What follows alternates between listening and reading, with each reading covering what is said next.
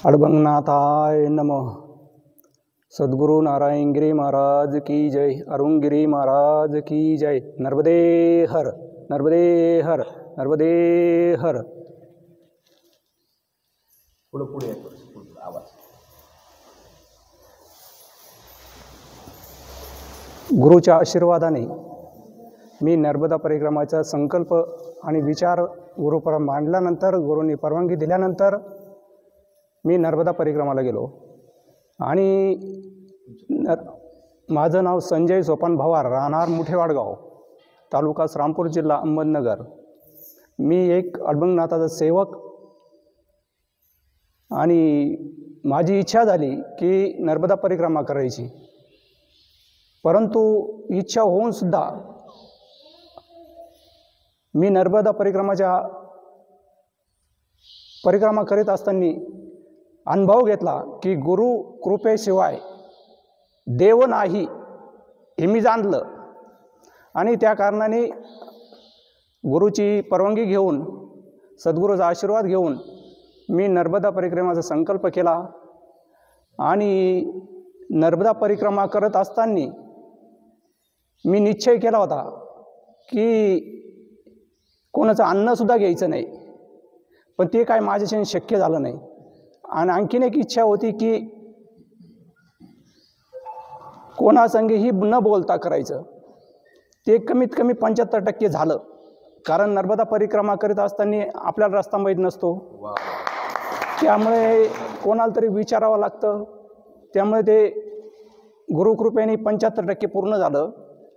आणि अखंड नामस्मरण करीत चालणं हे सुद्धा 75% पूर्ण झालं, कारण की अखंड नामस्मरण करत असताना आपल्याला कोणाला विचारावं लागतं, कोणी आपल्या संग अनवळखी माणूस बोलतो त्यावेळेस बोलावंच लागतं।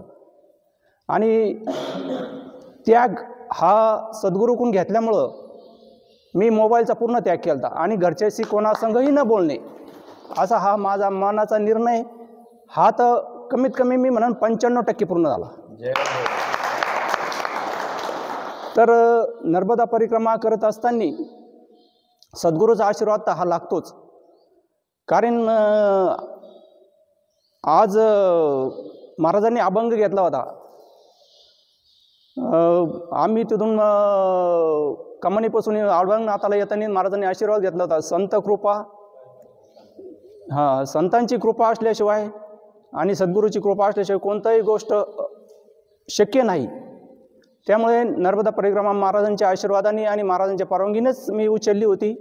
आणि ती परिक्रमा करत असताना ज्यावेळेस मनाचा निश्चय, दृढ निश्चय जर असला माणसाचा, तर कोणतेही संकट हे सहज गुरुच्या आशीर्वादाने आणि नर्मदेची आपण परिक्रमा करत असताना, नर्मदा ही त्यागाची मैया आहे।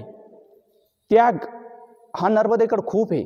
आणि नर्मदेच्या किनारे फिरत असताना, नर्मदेची परिक्रमा करीत असताना सर्व त्यागी महात्मे नर्मदेच्या किनारे तुम्हाला बघायला मिळतील। विद्वान नाही असं नाही मला म्हणायचं, पण विद्वानचं त्यांचं एवढं नाही, पण त्याग, खूप त्याग।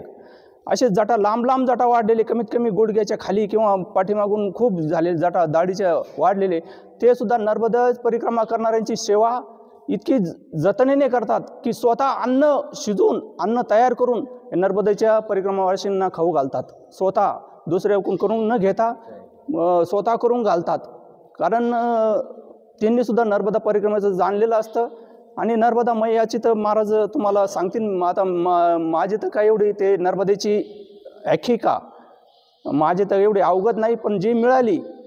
आणि नर्मदा परिक्रमा करीत असताना खरोखर जर अपेक्षा नाही केली तर अपेक्षा पूर्ण होती, असा माझा स्वतःचा अनुभव आहे। नर्मदा परिक्रमा करत असताना आपण जेवणाची सुद्धा अपेक्षा करू नका, तरी जेवणाचं तुम्हाला टायमावर भेटन, तुम्हाला लागतं त्याच्यापेक्षा दुप्पट भेटन। तुम्ही अपेक्षा रहित नर्मदेची परिक्रमा जर केली तर यशस्वी होताल, असं मी स्वतः अनुभव घेतलेला आहे।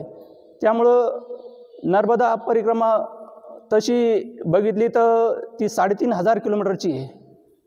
आणि उत्तर तटाचं 1800 काहीतरी किलोमीटर आहे आणि दक्षिण तटाचं 1700 काहीतरी असं आहे ते।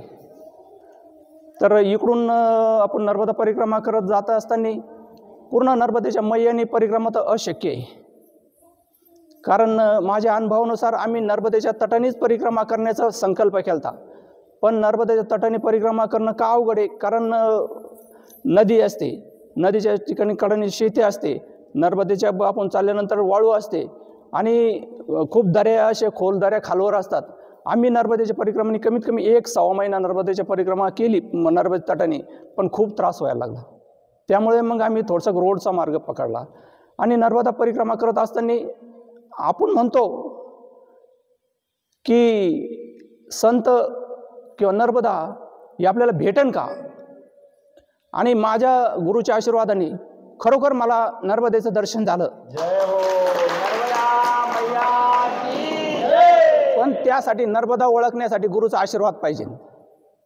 आणि गुरुचा आशीर्वाद नसला, मनाची ओळखण्याची क्षमता नसली आणि आपला जर नर्मदे आपण ज्या संकल्प केला आहे त्याच्यावर जर विश्वास नसला तर आपण देव काय आणि संत काय हे ओळखू शकत नाही. त्यामुळे मला तरी खरोखर मयाचं एकदा दर्शन झालेलं आहे. तो थोडा अनुभव म्हणजे एक तुरळक अनुभव म्हणून सांगायचा असं मला, की आम्ही ज्यावेळेस ओंकारेश्वरून नर्मदा परिक्रमा उचलली, 2-3 मुक्काम झाले असतील, तर आमची सकाळी आम्ही स्नान-बिन करून निघलो आणि एक 2-4 किलोमीटर जात नाही तर एक तरुण स्त्री, तर आपण नर्मदा परिक्रमा करण्यासाठी स्त्रिया पण असतात, तर नर्मदा परिक्रमा करीत असताना आम्ही चालत असताना आम्ही 7-8 जण होतो. तर आम्ही 2-4 किलोमीटर पुढे गेल्यानंतर जर नर्मदा परिक्रमा म्हणलं ना तर बॅग, कमंडलू, दंड हा वेशभूषा आहे, पांढरा वेश, तर नर्मदेचा हा वेशभूषा आहे. पण एक मैया आम्हाला अशी भेटली की फक्त तिच्या गळ्यात एक शब्दम आणि दंड नाही, कमंडलू नाही आणि पांढरा वेश धारण केलेली. आमच्या संग ती कमीत कमी 7-8 किलोमीटर चालली आणि तिला जर विचारलं कोणी, ती बोलत नसं, नुसतं म्हणायची, मौन धरली, म्हणजे असं तोंडाला बोट लावायची आणि बोलत नाही म्हणायची. आणि आमच्या संग आम्ही एवढं फास्ट चालायचो तरी ती मैया आमच्या संग एवढी फास्ट चालायची 8-9 किलोमीटर. आणि आम्ही विचार केला की बोलत नाही आणि आपल्याबरोबर चालते, कारण लेडीज एवढं चालू शकत नाही, कारण आम्ही बघितल्या लेडीज तर एवढं चालू शकत नाही. तर पुढं चालून आम्ही एका ठिकाणी थांबलो, ते सुद्धा थांबले. पण काय असं झालं अचानक का ते दिशेने असे झाले, म्हणजे आम्हाला आता पता नाही. आणि आम्ही विचार केला, मी स्वतः विचार केला, तर आम्ही मागं थांबून घेतलं. म्हणलं मागं थांबले असतील तर आपल्याला रस्त्याने मागून पुढे येतील आपल्या, तर आम्ही थांबून घेतलं. आम्ही 1-1.5 तास थांबलो तरी तपास नाही. म्हणलं पुढे गेले असतील ना आपल्या. मग आम्ही तो मुक्काम म्हणजे तो दिवस आम्ही कमीत कमी 60-70 किलोमीटर चाललो. म्हणलं लेडीज 60-70 किलोमीटर चालू शकत नाही, कारण माणसाचं आणि लेडीजचं थोडंसं चालण्याचा फरक आहे. तरी आम्हाला तिथं म्हणजे दर्शन नाही. तोच मी विचार केला की सद्गुरूच्या आशीर्वादाने मैयाने आपल्याला दर्शन दिलं. आणि नर्मदा परिक्रमा ही खडतर आहेच, पण जीवनाचं माणसाला काहीतरी ध्येय साध्य करायचं असेल तर नर्मदा परिक्रमा करावीच अशी मला आपल्याला आग्रहाची विनंती आहे. आणि महाराजांनी त्यात ट्रॅव्हल्सद्वारे का होत नाही, नर्मदा परिक्रमाचा संकल्प केलेला आहे. त्या नर्मदा परिक्रमासाठी आपण सर्वांनी जावं अशी मी सर्वांना आग्रहाची विनंती करतो. आणि महाराजांच्या कृपा आशीर्वादाने ही नर्मदा परिक्रमा झाली. ही महाराजांचीच कृपा आशीर्वाद आणि महाराजांचेच आशीर्वाद, हे माझं काहीही नाही. नर्मदेचं मी बघितलेलं आहे का, जो माणूस मी असं जो म्हणतो त्याची नर्मदा कधी परिक्रमा पूर्ण होत नाही. मी स्वतः अनुभव घेतलेला आहे. मी चालन, मी असं करीन, मी तसं करीन असं म्हणणाऱ्या माणसाचे मी स्वतः अनुभव घेतलेले की त्यांची नर्मदा परिक्रमा पूर्ण झालेली नाही. तंदुरुस्त माणसं, पण ते काहीतरी व्याधीनं थकले किंवा काही झालं ते घरी आलेले, तेव्हा नर्मदेला अभिमान गर्व चालत नाही. तसंच संतांच्या चरणाजवळ अभिमान गर्व न ठेवता जर आपण संतांची सेवा खरोखर मनाने तनमनाने धनाने केली तर सद्गुरू आपली इच्छा कामना पूर्ण करतात, याचा माझा स्वतःचा अनुभव आहे. त्यामुळे नर्मदेची परिक्रमा ही गुरुच्या आशीर्वादाने, अडबंगनाथाच्या आशीर्वादाने पूर्ण झाली. नर्मदे हर. अडबंगनाथ महाराज की जय. धन्य धन्य अडबंगनाथा, तुमच्या चरणी ठेवितो माथा. आज आत्ताच आपण अडबंगनाथ संस्थान या ठिकाणी अडबंगनाथ संस्थानचे एक निष्ठावान भक्त, अत्यंत कार्यक्षम व्यक्तिमत्व श्री संजय सोपानराव भवार दादा अर्थात संस्थानचे चोपदार, त्यांनी अडबंगनाथ संस्थानच्या आशीर्वाद घेऊन नाथांची कृपेने नर्मदा मैयाची यात्रा परिपूर्ण केलेली आहे. 22 नोव्हेंबरला नर्मदेला प्रारंभ झाला. 22 नोव्हेंबर 2023 ते 30 जानेवारी 2024ला नर्मदा यात्रा पूर्ण झाली. 2 महिने 8 दिवस हा यात्रेचा कालखंड त्यांचा चालू होता. आणि त्या 2 महिन्याच्या कालखंडामध्ये त्यांनी अनेक नेम केले होते.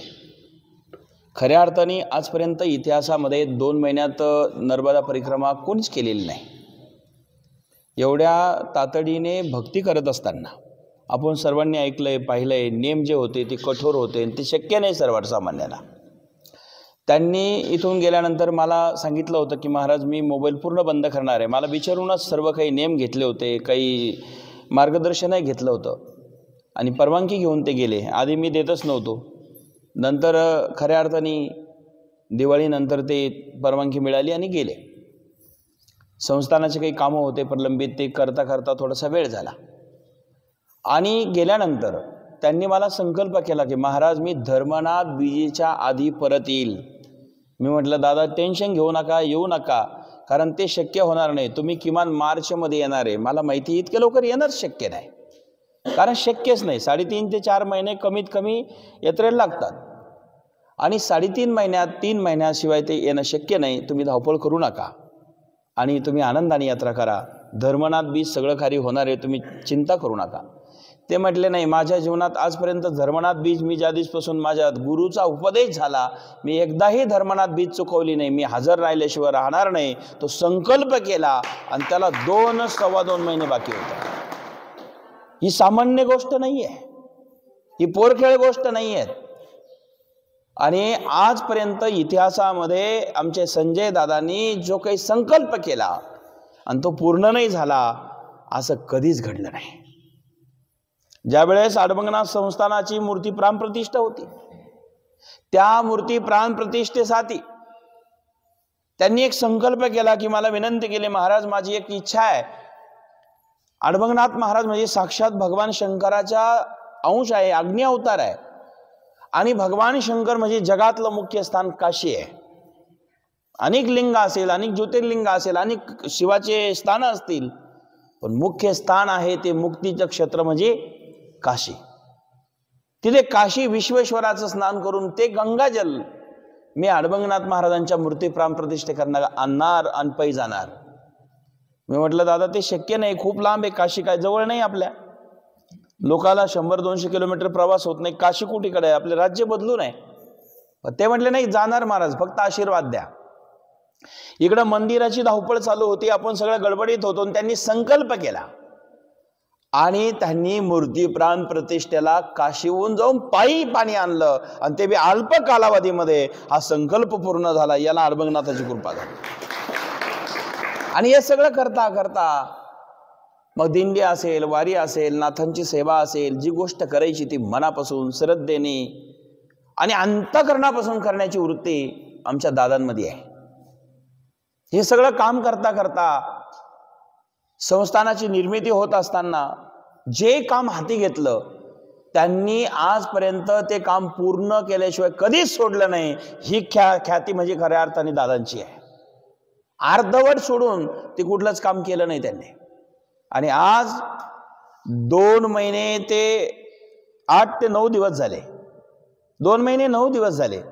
जर ते 1 तारखेचा महिना बघितला, नोव्हेंबर हा 30 तारखेचा महिना आहे, डिसेंबर 31 आहे, जानेवारी 31 आहे, नोव्हेंबर 30 आहे, म्हणजे बरोबर 2 महिने 9 दिवस नवनाथाच्या घरी यात्रा करून आले. ही कृपा झाली. आणि नर्मदेमध्ये तुम्ही मोजून बघा, 2 महिने 9 दिवसच होतात. काय योगायोग आहे, किती विशेष घटना आहेत. मायबापांनो आणि नर्मदा मायांनी साक्षात दर्शन दिलं. कृतकृत्य झालो, इच्छा केली ते पावलो, तुम्ही सांभाळिले संती, भय निरसले खंते. मला वाटतं हा आदर्श दादांचा प्रत्येकाने घ्यावा. निष्ठा, श्रद्धा, भक्ती, तीव्र तळमळ आणि जीवनाची उन्नती आणि आध्यात्मिक प्रगती ती दादांनी केली. आणि मायबापांनो आज सुवर्ण दिवस उगला. अभंगनाथाच्या पवित्र तपोभूमीमध्ये आपण सर्वजण हजर आहोत.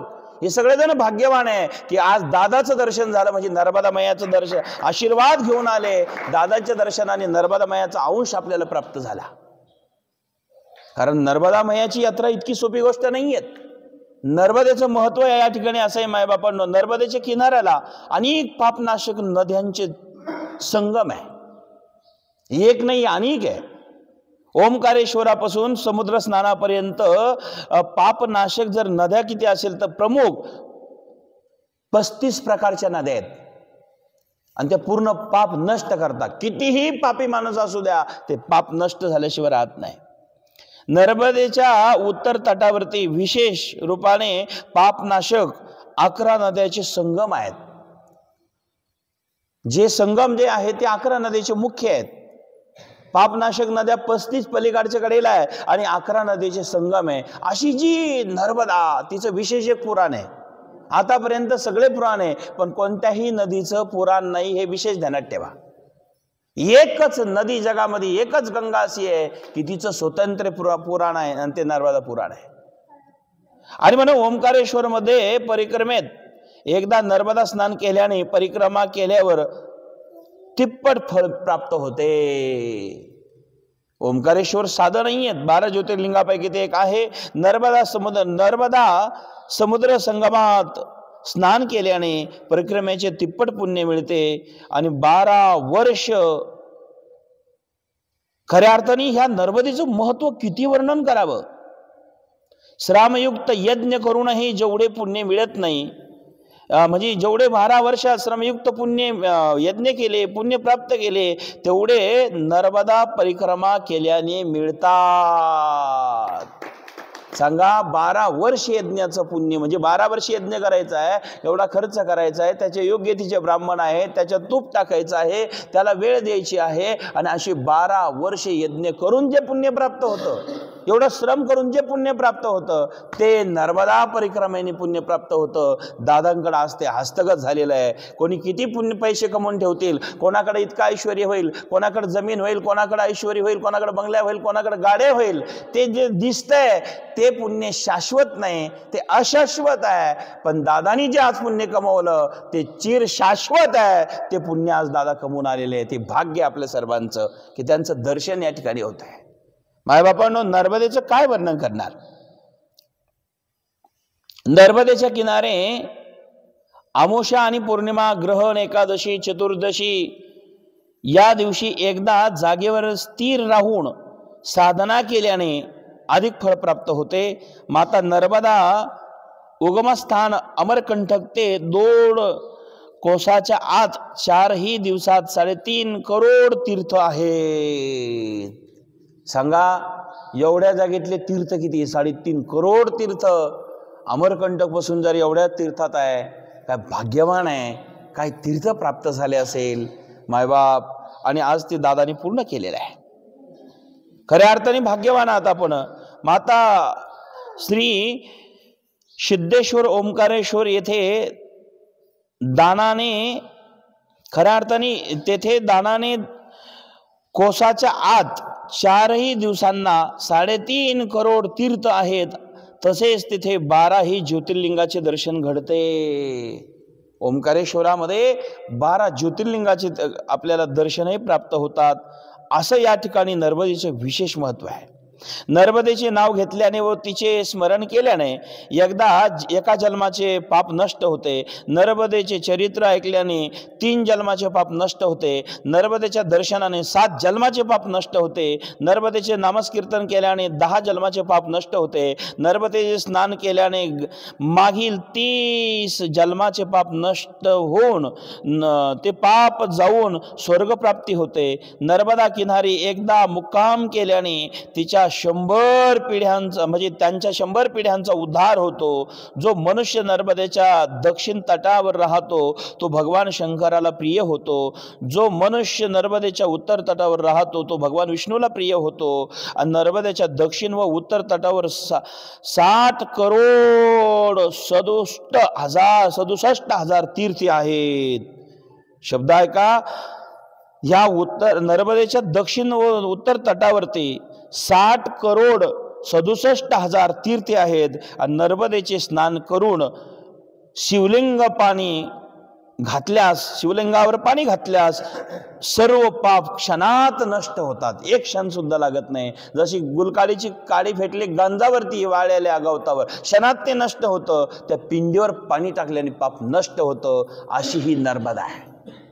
त्या नर्मदेचं किती वर्णन करणार. आणि म्हणून नर्मदा परिक्रमाचे नियम आहे. परिक्रमा करत असताना नर्मदा नदी वलंडू नये, केश कापू नये, कठीण दाढी करता येत नाही, तुम्हाला केस घालता येत नाही, महिला असो पुरुष असो. दादांनी आता ते वर्णन सांगितलं. नर्मदा ते सगळं करताना केस काढू नये, केस कापू नये, शक्य असल्यास पांढरे वस्त्र परिधान करावे.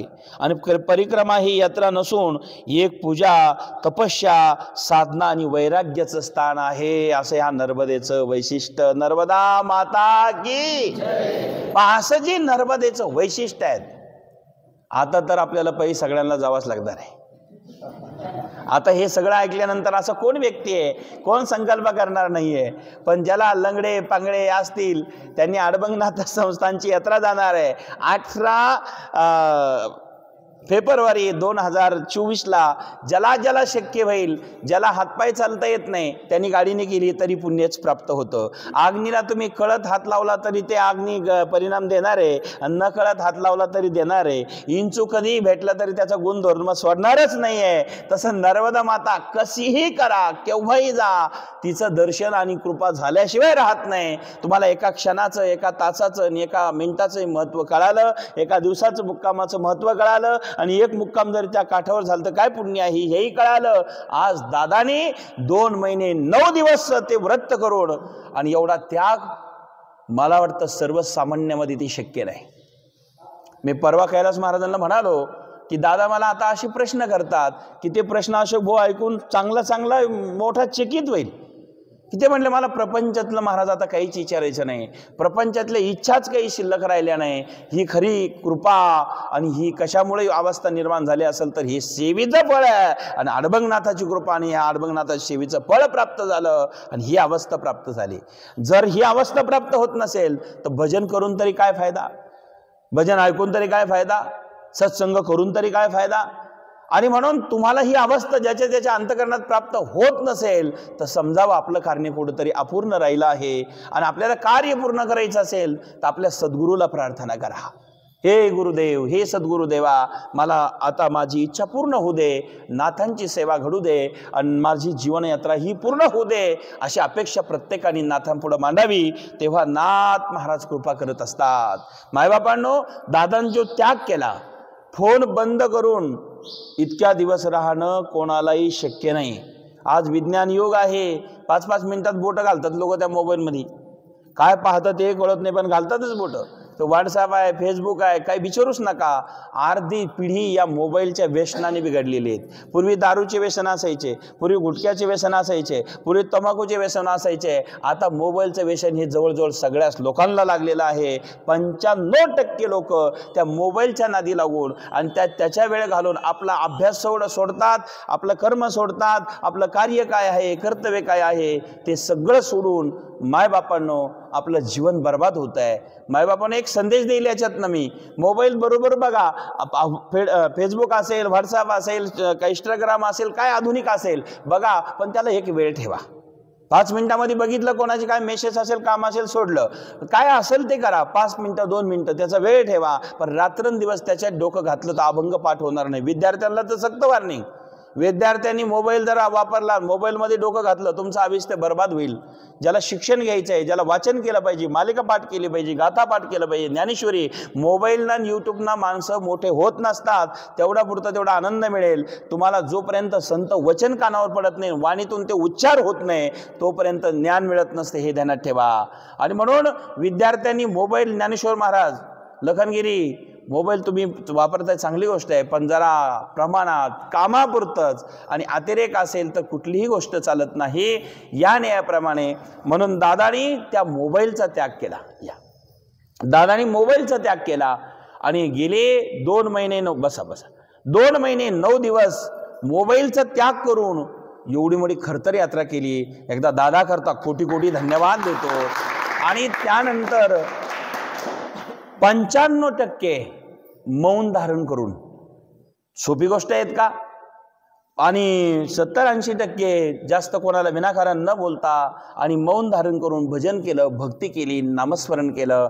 हा सुवर्ण योग आपल्याला प्राप्त झाला. आणि आज इथे जेवढे माणसं बसलेले आहेत सगळेजण भाग्यवान आहात की आज या निमित्ताने येण्याचा योग प्राप्त झाला. त्यात अडबंगनाथाचं दर्शन आणि त्यामध्ये दादांचंही आज दर्शन आपल्याला झालं. नर्मदेचा तो वास, सहवास आणि एवढं पुण्य प्राप्त करून आलेल्या व्यक्ती आपल्याला त्यांचंही दर्शन झालंय. हे आपलं सर्वांचं भाग्य आहे. आणि दादा करता मनापासून शुभेच्छा देतो, आशीर्वाद देतो. दादांच्या हाताने असाच परमार्थ घडत राहावा, सर्व इच्छा पूर्ण व्हाव्या. आमच्या सर्व भक्त परिवाराच्या वतीने, अडबंगनाथाच्या सगळ्या परिवाराच्या वतीने दादाला उदंड आयुष्य लाभावं हीच देवाच्या चरणी प्रार्थना करेल. आणि त्यांनी जो शब्द दिला होता की महाराज मी धर्मनाथ बीजेला परत येणार, आणि तो शब्द आज त्यांनी पूर्ण केल्याबद्दल त्यांना किती धन्यवाद द्यावे तेवढे कमीच पडतील.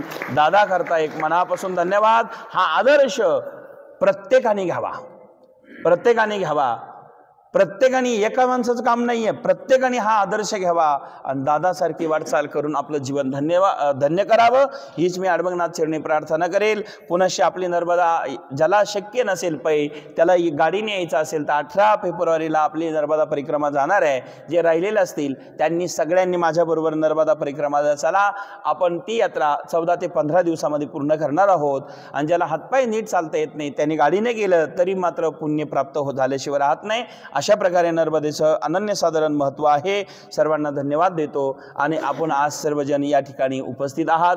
सर्वांना धन्यवाद देऊन, दादांना पुन्हा कोटी कोटी धन्यवाद देऊन आपल्याला असाच परमार्थ घडत राहावा. नर्मदेची, अडबंगनाथाची, भगवंताची कृपा आपल्यावर सदैव व्हावी हीच गुरुचरणी प्रार्थना. अडबंगनाथ महाराज की जय. अलक निरंजन आदे